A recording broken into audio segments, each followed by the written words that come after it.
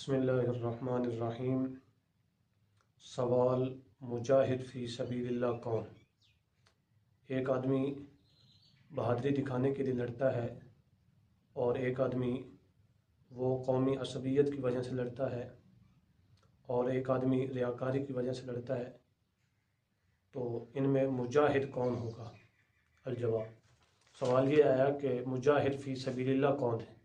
ایک آدمی قومی عصبیت کی وجہ سے لڑتا ہے، ایک آدمی ریاکاری کی وجہ سے لڑتا ہے، ایک آدمی صرف بہادری شہرت دکھلانے کی وجہ سے لڑتا ہے، تو مجاہد فی سبیل اللہ کون ہے؟ نبی پاک صلی اللہ علیہ وسلم نے فرمایا کہ من قاتل لتکون کلمۃ اللہ ہی العلیٰ فہو فی سبیل اللہ، جو اس لیے لڑا تاکہ اللہ تعالیٰ کا کلمہ بلند ہو تو وہ فی سبیل اللہ، وہ مجاہد ہے۔ باقی جو لڑنے والے ہیں وہ مجاہد فی سبیل اللہ نہیں۔ تو اس لیے لڑنے میں اپنی نیت خالص رکھیں۔ شکریہ، والسلام۔